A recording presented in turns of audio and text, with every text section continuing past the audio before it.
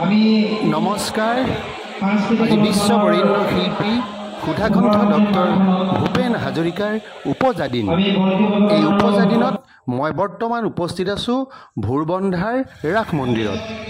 এই ৰাস মন্দিৰতেই অসম শিল্পী কাননৰ মৰিগাঁও জিলা সমিতি আৰু ভোৰবন্ধা স্বৰ্ণ শাখা সাহিত্য সভাই যুটীয়াভাৱে আজিৰ এই ডক্টৰ ভূপেন হাজৰিকাৰ উপজা দিনটোক আয়োজন কৰিছে। বলকচোন আমি পোনে পোনে শিল্পী কাননৰ সভাপতিৰ কাষলৈকে যাওঁ।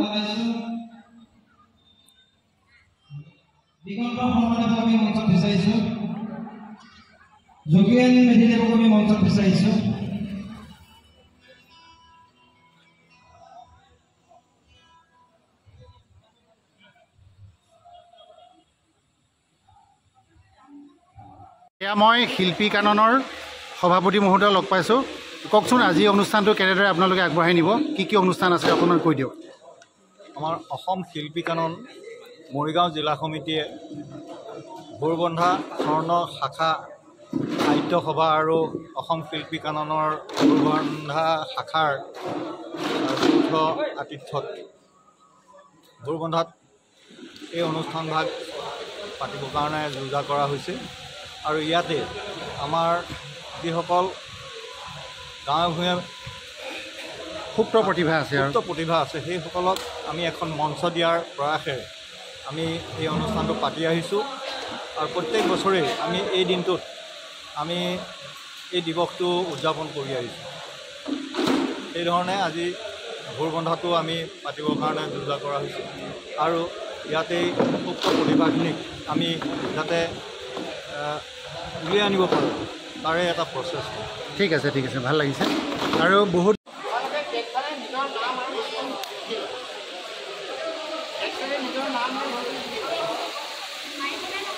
নাম লিখিবা, কোন স্কুল আৰু কোন ক্লাছ এইখিনি লিখিবা। আৰু তিলকচন্দ হাজৰিকা আৰু জনাইছে জয়দেৱ বৰাদেৱ।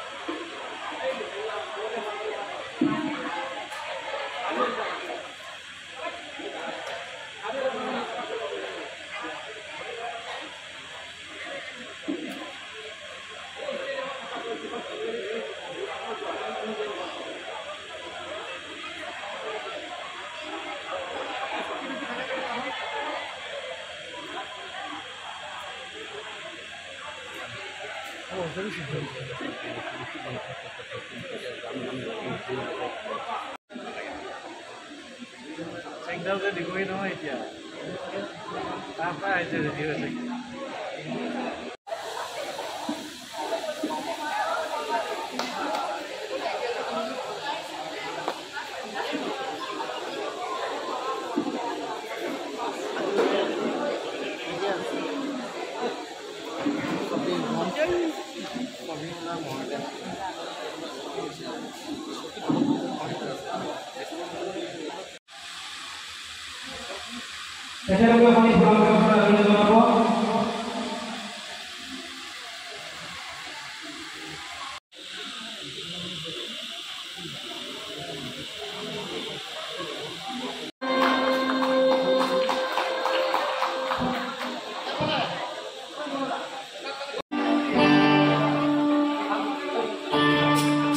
সমাজখনলৈ তেখেতে যিখিনি অৰিহণা আগবঢ়াই থৈ গ'ল সেয়া কিন্তু অনস্বীকাৰ্য।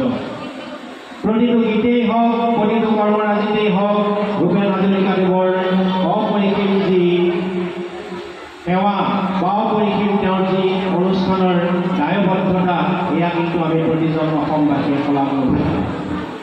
সাংস্কৃতিক জগতত যিগৰাকী পুৰুষা ব্যক্তিয়ে অসমৰ কাৰণে বহুখিনি অৱদান আগবঢ়াই আমাক নমস্য কৰাৰ লগতে নিজেও এগৰাকী বিশেষ ব্যক্তি হিচাপে অসমখনত পৰিগণিত হ'ল, সেইগৰাকী ডক্টৰ ভূপেন হাজৰিকাদেৱলৈ আমি অশেষ শ্ৰদ্ধাঞ্জলি জনাইছোঁ।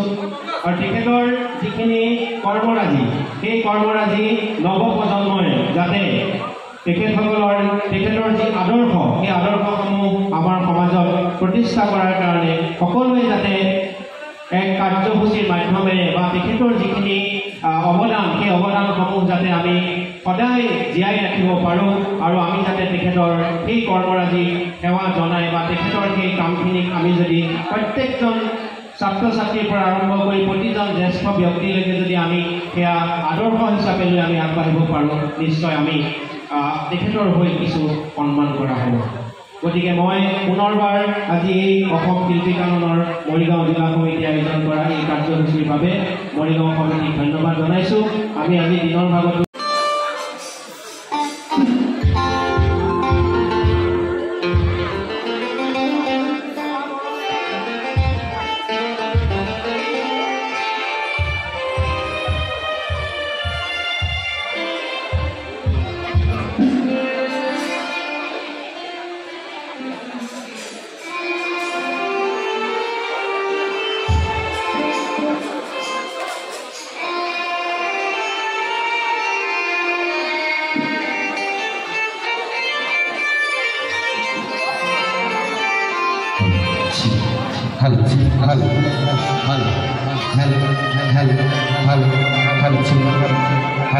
ভোৰবন্ধা স্বৰ্ণ শাখা সাহিত্য সভা আৰু অসম শিল্পী কানন ভোৰবন্ধা শাখাৰ যুটীয়া আবিৰ্ভাৱ আয়োজন কৰা ডক্টৰ ভূপেন হাজৰিকাদেৱৰ ৯৮ সংখ্যক উপজাতি আৰু তাৰ লগত সংগতি ৰাখি যি আমি সাংস্কৃতিক অনুষ্ঠান আয়োজন কৰিছিলোঁ সেই সাংস্কৃতিক অনুষ্ঠানে আমি আৰম্ভ কৰিব বিচাৰিছোঁ আৰু আৰম্ভ কৰিব অসম শিল্পী কাননৰ শীৰ্ষ গীতেৰে আৰু আমাৰ আমন্ত্ৰিত কেন্দ্ৰীয় সমিতিৰ সদস্যসকলে এই গীত পৰিৱেশন কৰিব। আমি তেখেতসকলক গীত পৰিৱেশন কৰিবলৈ অনুৰোধ জনাইছোঁ।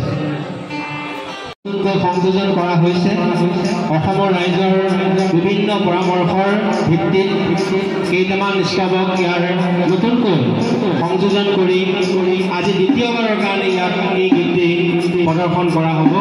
হয়তো এই গীতটি প্ৰদৰ্শন কৰোঁতে আমাৰ কিছু ভুল ত্ৰুটি হ'ব পাৰে। এই ভুল ত্ৰুটিৰ বাবে আমি আগতীয়াকৈ ক্ষমা প্ৰাৰ্থনা বিচাৰিছোঁ।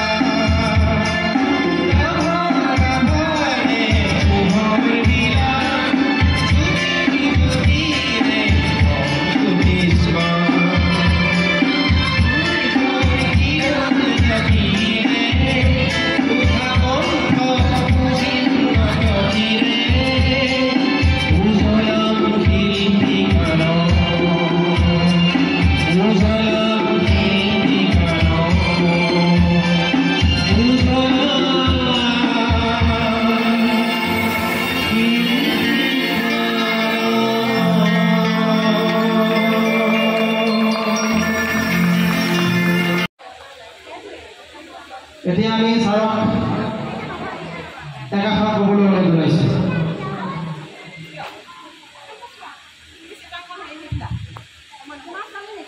সকলোকে নমস্কাৰ জনাইছোঁ। আজি এই ঐতিহাসিক গোৰবন্দা ৰাস মঞ্চত অনুষ্ঠিত তথা আমাৰ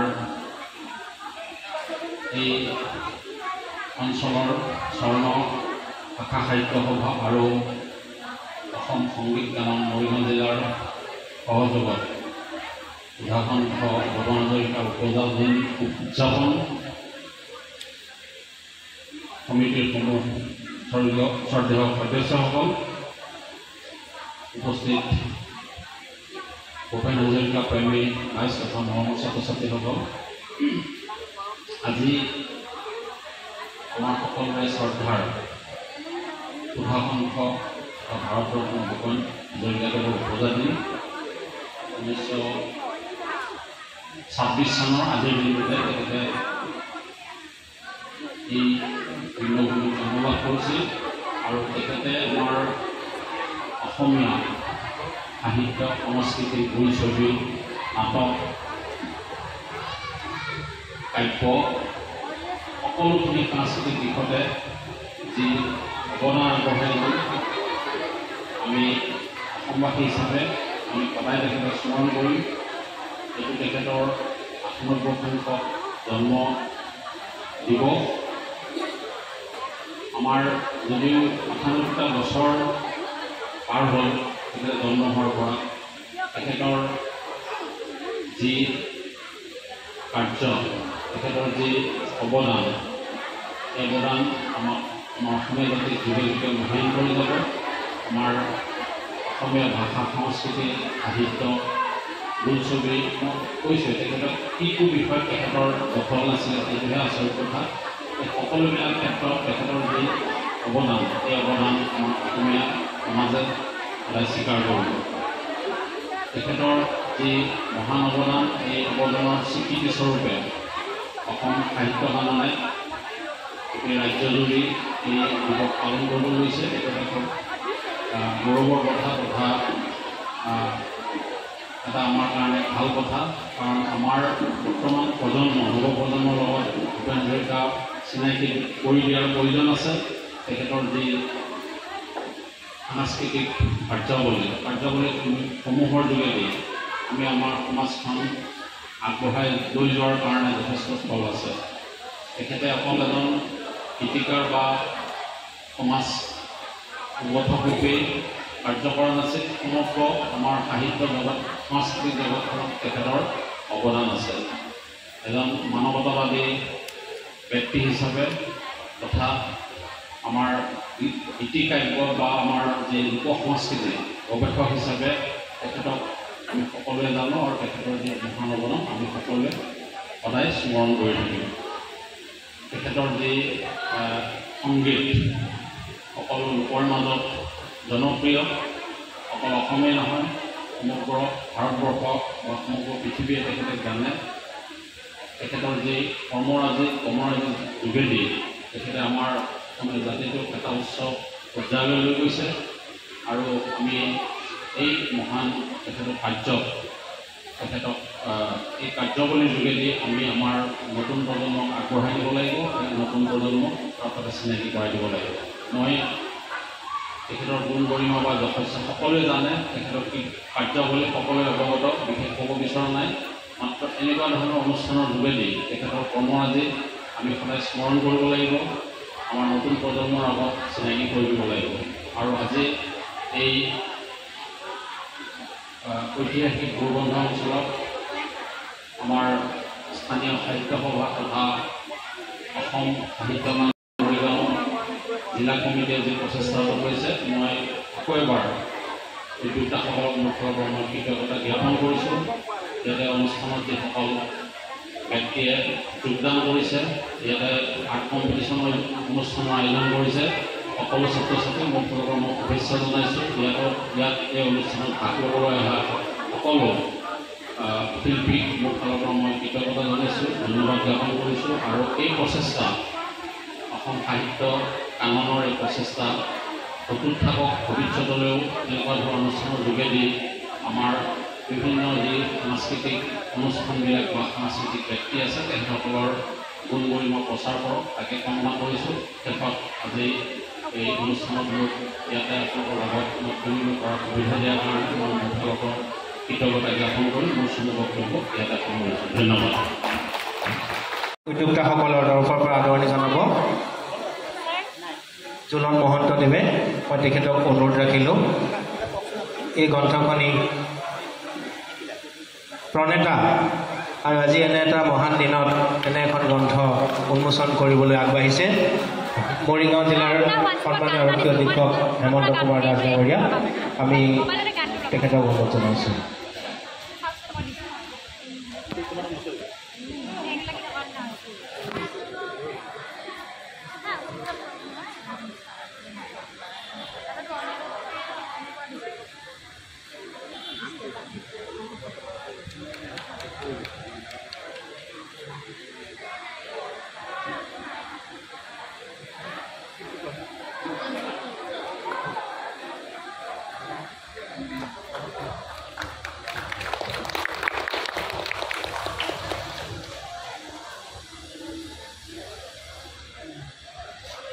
নমস্কাৰ।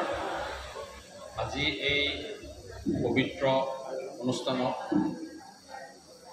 ৰমাপ্ৰভা মহন্ত ডাঙৰীয়ানীৰ দ্বাৰা ৰচিত এই কবিতা পুথিখন মনৰ চানেকি ইয়াতে শুভ উদ্বোধন কৰিলোঁ। আমাৰ প্ৰত্যেকটো আমাৰ প্ৰান্ততে আমাৰ বিশেষভাৱে অসমৰ গাঁৱে ভূঞে বিভিন্ন সময়ত বিভিন্ন ব্যক্তিয়ে কাব্যগ্ৰন্থ তথা অন্যান্য গ্ৰন্থ ৰচনা কৰি আমাৰ সাহিত্যৰ প্ৰভাৱখন চহকী কৰিছে। মই এই অপাহতে ৰমাপ্ৰভা মহন্ত ডাঙৰীয়ানীক মোৰ ফালৰ পৰা মই কৃতজ্ঞতা জ্ঞাপন কৰিছোঁ, শুভেচ্ছা জনাইছোঁ। তেখেতৰ যি লিখনি আমাৰ বিশেষভাৱে ভূপেন দাৰ ওপৰতো ইয়াতে কবিতা ৰচনা কৰা হৈছে। এই লিখনিসমূহৰ যোগেদি তেখেতে আমাৰ সাহিত্যক বহুতো আগবঢ়াই নিব। ভৱিষ্যতে তেখেতৰ এই সাহিত্য কৰ্মৰ ৰূপ আমি অন্যান্য ক্ষেত্ৰতো দেখিবলৈ পাম। তেখেতৰ এই সাহিত্য যাত্ৰা অটুট থাকক। মই এই সুযোগতে এইখন যদিও প্ৰথম প্ৰকাশ আগষ্ট 2022 হৈছিল, পুনৰ প্ৰকাশ, আৰু এই গ্ৰন্থখন কবিতা পুথিখন প্ৰকাশ কৰিছে তেখেতে নিজে। আমাৰ মানে বহুকেইটা কবিতা মৰিগাঁও জিলাখনৰ কাৰ্যকৰী সভাপতি ৰাজেন গোস্বামীদেৱে আমি লোকেশ্বৰ ডেকাদেৱক ইয়াত উপস্থিত হোৱাৰ বাবে অশেষ অশেষ ধন্যবাদ জ্ঞাপন কৰিছোঁ। আমি এখন আদৰণি জনাব বিচাৰিছোঁ। ৰমণী বৰদলৈদেৱক আমি মঞ্চত বিচাৰিছোঁ।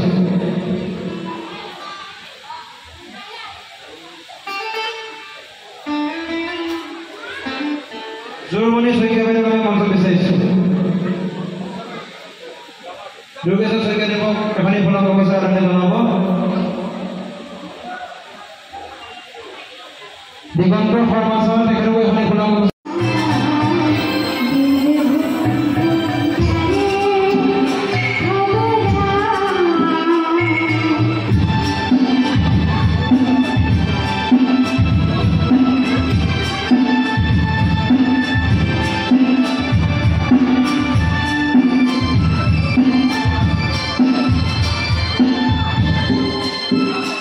तेरे छोड़ने जादू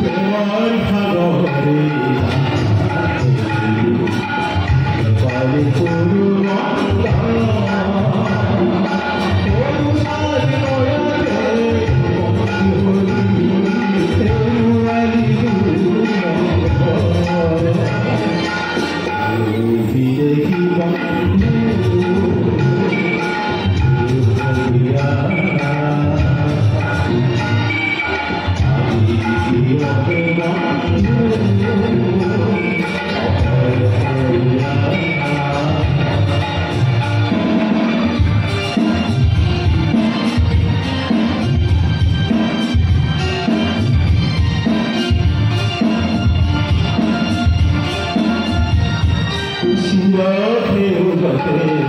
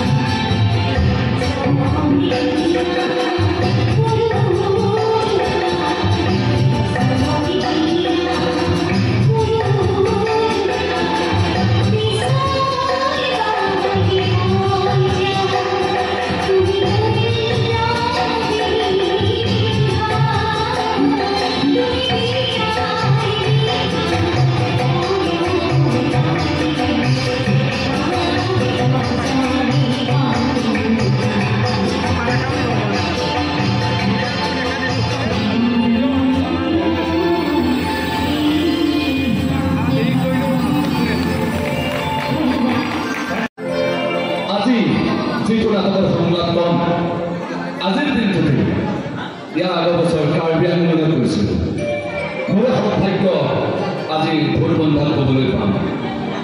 যিটি মহান অনুষ্ঠানে এই অনুষ্ঠানটি আয়োজন কৰিছে প্ৰত্যেকজনলৈ আন্তৰিক অভিনন্দন জ্ঞাপন কৰিছোঁ, সুস্বাস্থ্য কামনা কৰিছোঁ, দীৰ্ঘায়ু কামনা কৰিছোঁ।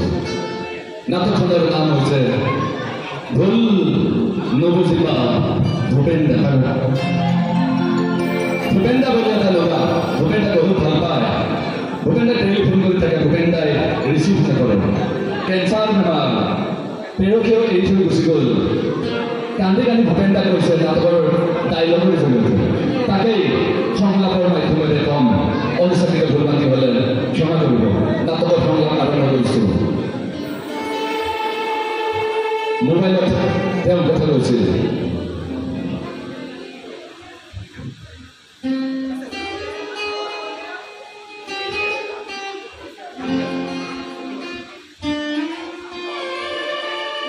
ফোনত কথা পাতিছে ভূপেন দাৰ লগত। সিটো ষ্টেজত ভূপেন দা, এইটো ষ্টেজত অধম। সিটো ষ্টেজত দান খাইছে, ভূপেন দাৰ লগত কথা বতৰা পাতি আছে। হেল্ল' ভূপেন দা, চিনি পাইছে?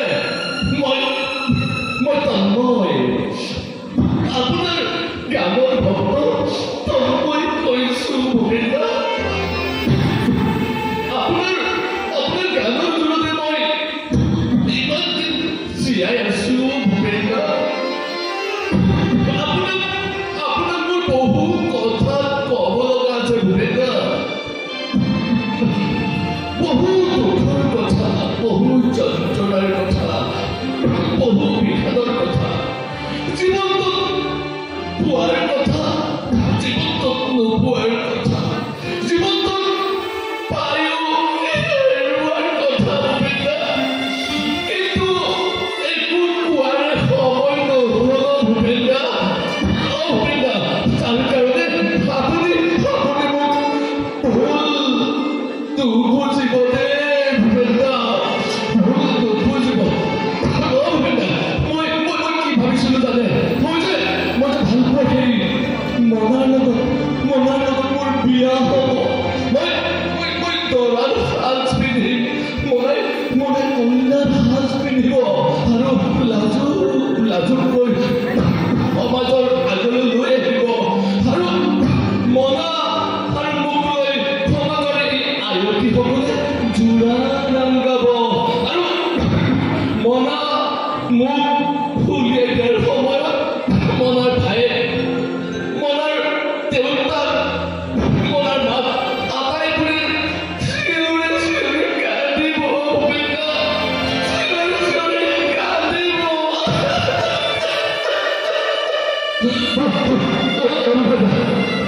আৰু কি ভাবিছোঁ জানে?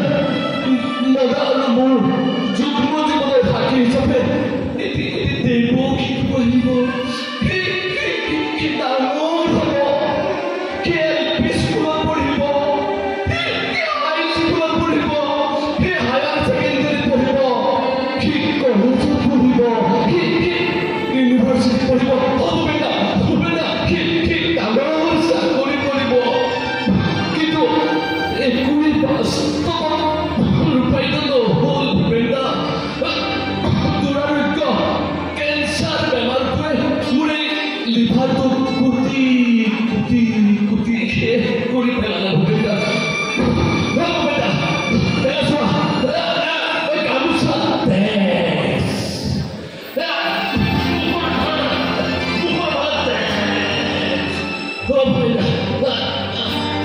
মই আৰু বেছি সময় জীয়াই নাথাকিম ভূপেন দা। মোৰ শৰীৰটো অৱশ হৈ আহিছে ভূপেন দা, মাথাটো ঘূৰাই আহিছে ভূপেন দা। ভূপেন দা,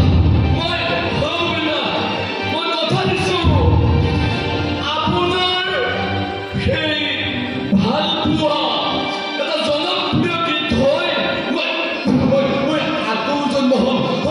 ভূপেন দা, তুমি আশীৰ্বাদ দিবা ভূপেন দা, আশীৰ্বাদ দিবা। মই যেন আকৌ দুবাৰ লগ পাওঁতে ভূপেন দা, মোৰ মাথাটো বেছিকৈ ঘূৰাই আহিছে, শৰীৰটো অৱশ হৈ আহিছে ভূপেন দা। মই জীয়াই নাথাকিম।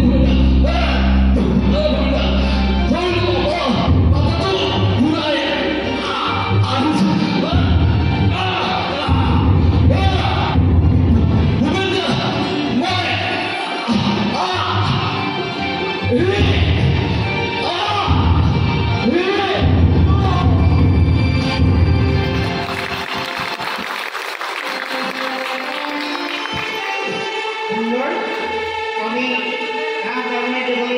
শ্ৰদ্ধা জনাইছোঁ মৰম যাচিছোঁ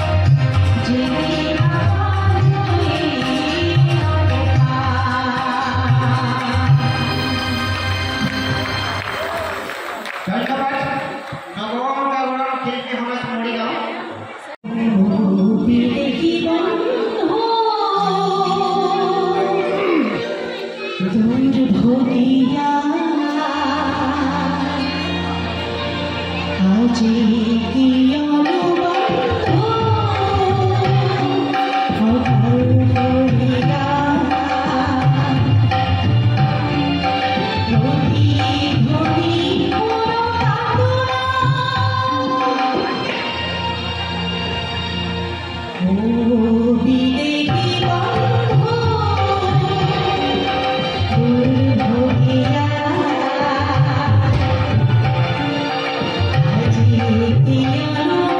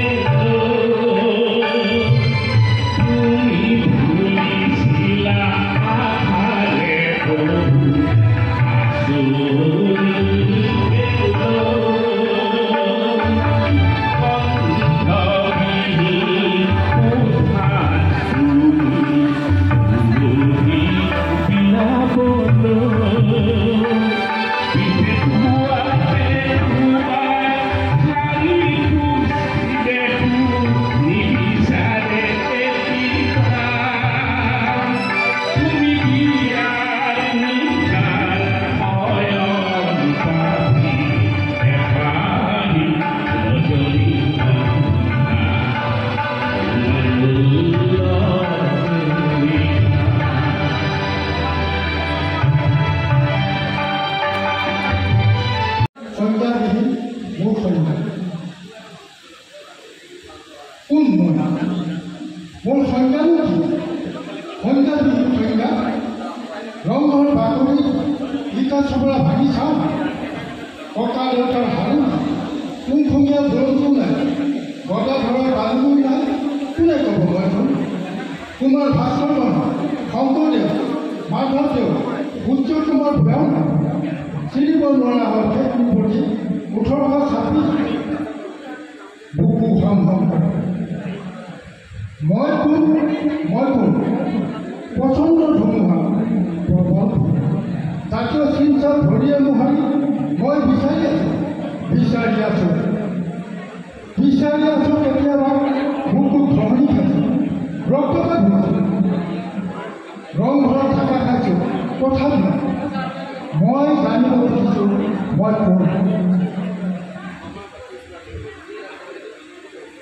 4 বছৰৰ পিছত পুৰণি দিনৰ বাকচত মই বিচাৰিছোঁ মোৰ জন্মভূমি মোৰ দেউতা ককা দেউতাই সেইখন ভালকৈ সামৰি থৈ যাব পৰা নাছিল তেওঁলোকৰ মৃত্যুৰ পিছত আমি নাতিবোৰে সেইখন বিচাৰি আবাথনি খাইছোঁ হাৱে হ'ল ইফালে সিফালে এৰাবাটৰ ফুলবোৰ হেৰাই যাব নেকি কিমান চেষ্টা কৰিলোঁ সাঁচি থ'বলৈ পুনৰ ফিল্ম ইনষ্টিটিউট অতি নিগেটিভ কিছু ভস্ম হ'ল জ্যোতি ককাইদেউ প্ৰমাণ দিব লগা হৈছে তেওঁ কোন বিষ্ণু ককাইদেউ কোনোবাই সুধিছে বিষ্ণু ৰাভাৰ বড়োনে নে অনা অসমীয়া বিষ্ণুদাই কোন ৰঙা মাটি ৰঙা বীজ ৰঙা বিপ্লৱৰ সাধু কথা মই কাক মই কোন মোৰ দেউতাও নাই মায়েও নাই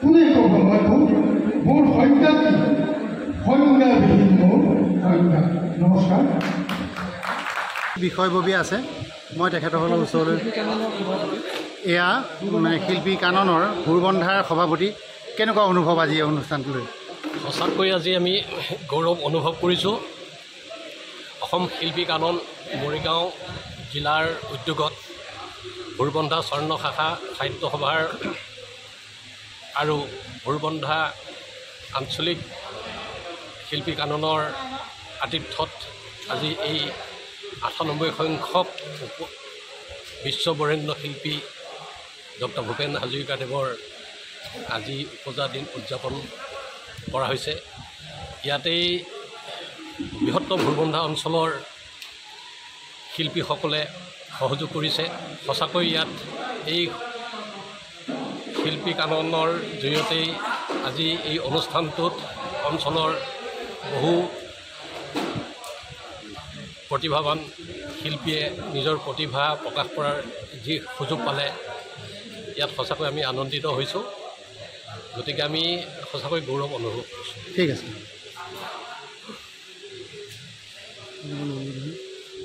এয়া আন এগৰাকী শিল্পী কাননৰ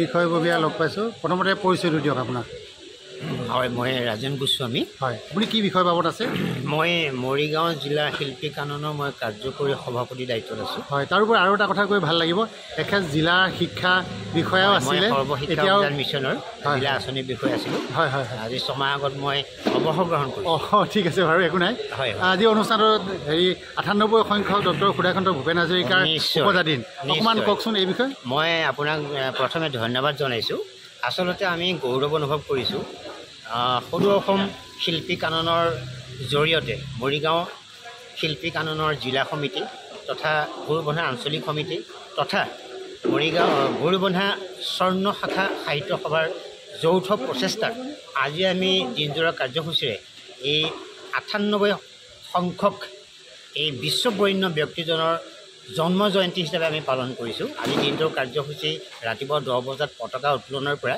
কণ ছাত্ৰ ছাত্ৰীসকলৰ চিত্ৰাংকন পৰ্যন্ত আমি আৰম্ভ কৰি বৰ্তমান আমাৰ সাংস্কৃতিক অনুষ্ঠান শেষ হৈছে দিনজোৰা কাৰ্যসূচী এতিয়া 10টা বাজিবৰ হ'ল সঁচাকৈ আমি গৌৰৱ অনুভৱ কৰিছোঁ এই ভোৰবন্ধা আঞ্চলিক সমিতিখনৰ তৎপৰতাত আৰু জিলা সমিতিসকলৰ প্ৰচেষ্টাত আঞ্চলিকভাৱে নহয় জিলা পৰ্যায়তে আমি এই অনুষ্ঠানটো আয়োজন কৰিছিলোঁ সুন্দৰভাৱে সমাপন হৈছে আমি শেষ মুহূৰ্তত আহি পাইছোঁ আটাইতকৈ ডাঙৰ কথা কি আমি যদি চাওঁ যে আধ্যাত্মিকভাৱেৰে গুৰুজনাক আমি বিশ্ব বৰেণ্য বুলি কওঁ তেওঁ আধ্যাত্মিক গুৰু কিন্তু আধুনিক ভাৰতবৰ্ষ তথা অসমত আমি বিশ্ব বৰেণ্য বুলি ক'লে কেৱল এজন ব্যক্তিকে বুজিম সেইজন হ'ল ডক্টৰ ভূপেন হাজৰিকা ৯৮ বছৰ তেওঁ আজি জন্ম জয়ন্তী তেওঁ আমাক কি দিয়া নাই সাহিত্য সংস্কৃতি জাতিৰ ধ্বজা হিচাপে ধ্বজা বাহক হিচাপে আমাৰ অসমীয়া জাতিৰ ভৱিষ্যতবাণী তেওঁ কেতিয়াবাই কৰিছিল আখৰে আখৰে প্ৰতিটো কথা আমি ফলিয়াই থকা দেখা পাইছোঁ গতিকে সেইজন বিশ্ব বৰেণ্য ব্যক্তিক আমি আজি শ্ৰদ্ধাৰে সোমাবলৈ পাই আমি গুৰুবনা আঞ্চলিক সমিতিৰ জৰিয়তে সমগ্ৰ মৰিগাঁওবাসীয়ে যথেষ্ট গৌৰৱ অনুভৱ কৰিছোঁ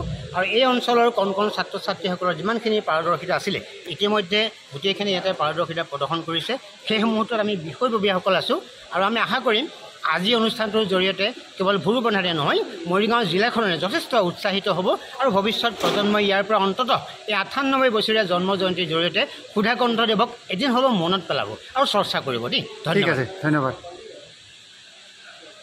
আন এগৰাকী শিল্পীও সুন্দৰ ছবি অংকন কৰে আন এগৰাকী শিল্পী কাষতে আছে আজি কেনেকুৱা অনুভৱ এতিয়া অনুভৱটো বৰ ভাল লাগিছে আমাৰ কাৰণ কি আমি সুধাকণ্ঠ দিৱস মানে জন্ম জয়ন্তী আমি উদযাপন কৰিছোঁ মই অসম শিল্পী কাননৰ মৰিগাঁও জিলাৰ সম্পাদকৰ দায়িত্বত আছোঁ আৰু আজি যথেষ্ট সংখ্যক আচলতে আমি যিটো সমাজত দেখা পাওঁ যে এনেকুৱা ধৰণৰ অনুষ্ঠান আয়োজন কৰিলে দৰ্শকৰ সীমা সংখ্যা খুব কম থাকে কাৰণ আমাৰ নতুন নতুন প্ৰতিভাবিলাকে মঞ্চলৈ আহে সেই গতিকে তেওঁলোকক চাব নিবিচাৰে মানে আমাৰ সাধাৰণ ৰাইজে কিন্তু আজি তাৰ ব্যতিক্ৰম আমি দেখা পাইছোঁ আমাৰ প্ৰায় ২০০-৩০০ মানুহে হৈছে ইয়াত যিসকলে শিশুসকলৰ প্ৰতিভাবিলাক চাবলৈ আহিছে আৰু আমি চেষ্টা কৰিছোঁ শিল্পী কাননৰ জৰিয়তে আমাৰ প্ৰতিভাবিলাকক আমি মঞ্চত আনিম আৰু যিসকল পুৰণি প্ৰতিভা অখ্যাত হৈ আছে তেওঁলোকক আমি সম্বৰ্ধনা জনাম বা তেওঁলোকক আমি উৎসাহিত কৰিম এখন মঞ্চ তেওঁলোকক দিবৰ কাৰণে আমি প্ৰচেষ্টা হাতত লৈছোঁ আৰু ইতিমধ্যে আমাৰ সকলো মানুহ কৰ্মকৰ্তাসকলক আপোনালোকে পালে মিহিৰঞ্জন দেউৰী তেখেতেও সমাজৰ কাৰণে বহুত ডাঙৰ কাম কৰি আছে বিশেষকৈ সংগীতৰ জগতত তেখেতে নতুন নতুন শিকাৰুসকলক উলিয়াই আনিবলৈ বহুত ভাল প্ৰচেষ্টা লৈছে ঠিক আছে ধন্যবাদ জ্ঞাপন কৰিছোঁ যিহেতু ভুৰবন্ধা স্বৰ্ণ শাখায়ো ইয়াত জড়িত হৈছে গতিকে অনুভৱটো কেনেকুৱা ভুৰবন্ধা স্বৰ্ণ শাখা সাহিত্য সভা আৰু আমাৰ শিল্পী কানন ভুৰবন্ধা সমিতিয়ে ইয়াৰ আগতেও আমি কেইবালানিও আমি অনুষ্ঠান একেলগে আমি কৰিছিলোঁ আৰু আমাৰ উদ্দেশ্য হৈছে অসমৰ যি জাতীয় যিটো সমাজ আৰু সংস্কৃতি এই জাতীয় সমাজৰ যি সংস্কৃতি আমাৰ ভাষা এই গোটেইখিনি কথাক লৈ আমি আমাৰ অসম সাহিত্য সভা সদায় সচেতন আৰু আজি এই ৯৮ সংখ্যক বজাৰ দিনত আমি সুন্দৰভাৱে আজি এই বিভিন্ন কাৰ্যসূচীৰে আজি অনুষ্ঠানটো আমি আয়োজন কৰিছিলোঁ আৰু সফল সমাপ্তিও হৈছে আৰু মই এইখিনিতে ক'ম যে বিশ্ববিজয়ী ভূপেন হাজৰিকা অসমৰ মাটিত জন্ম অসমীয়া জাতি হিচাপে গৌৰৱ কৰিবলগীয়া ইয়াতকৈ ডাঙৰ কথা একো নাই তেখেতে আমাৰ অসমৰ সীমা চেৰাই ভাৰতবৰ্ষৰ ভৌগোলিক পৰিধি পাৰ হৈ বিশ্বৰ বুকুত এজন মহান শিল্পী হিচাপে স্বীকৃতি লাভ কৰিছে মই শুনিছিলোঁ মই এটা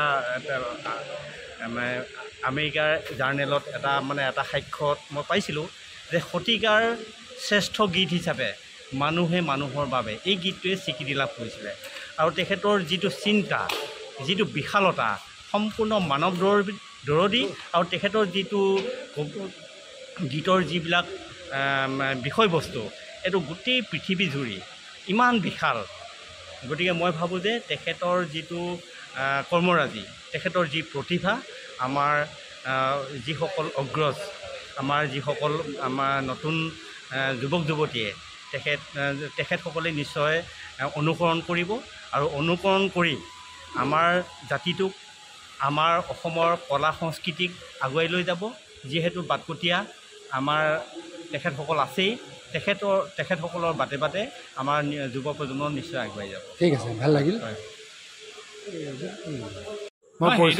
হেৰিটো দিয়া মই কৈ দিলে গাই দিলে কৈ দিলে সেইটো কবিতাটো আপোনাৰ প্ৰথম লাইন মই একবিংশ শতিকাৰ পঞ্চম দশকতো মই তোমালৈ বাট চাম একবিংশ শতিকাৰ পঞ্চম দশকতো মই তোমালৈ বাট চাম গুটি ধানৰ ভঁৰালৰ এলন্ধু গুচাই উজাগৰি বহু ৰাতি কল্পনাৰ মণিগাঁঠি জোনাক নিশাবোৰ আদৰিবলৈ যাম একবিংশ শতিকাৰ পঞ্চম দশকতো মই তোমালৈ বাট চাম মই তোমালৈ বাট চাম। সুন্দৰ। আমি সকলোৱে ভূপেনদাৰ আকৌ অসমত জন্ম হওক তাকেই আমি সকলোৱে একবিংশ শতিকাৰলৈকে আমি একবিংশ শতিকাৰ পঞ্চম দশকলৈ আমি সকলোৱে আকৌ বাট চাই ৰ'লোঁ। এই শুভকামনাৰে এই আশাৰে আজিৰ অনুষ্ঠান ইমানতে সামৰি মাৰিছোঁ।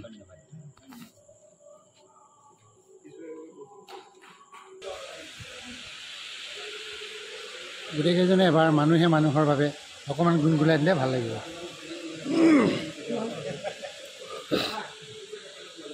লগতে মানুহে মানুহৰ বাবে যদিহে অকণো নেভাবে সহানুভূতিৰে ভাবিব কোনে নোপোৱা সমনীয়া মানুহে মানুহৰ বাবে দুৰ্বল মানুহে যদি জীৱনৰ কোবাল নদী পাৰ হৈ তোমাৰে সাহস তুমি হেৰুৱা মানুহ কি দুৰ্বল মানুহে যদি জীৱনৰ কোবাল নদী পাৰ হৈ তোমাৰে সাহস তুমি হেৰুৱা মানুহ কি।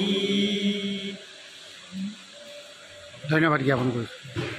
আমাৰ মাজত আছে ভোৰবন্ধা শাখা সাহিত্য সভাৰ প্ৰাক্তন সম্পাদক আৰু বৰ্তমান ভোৰবন্ধা আঞ্চলিকৰ শিল্পী কাননৰ সম্পাদক।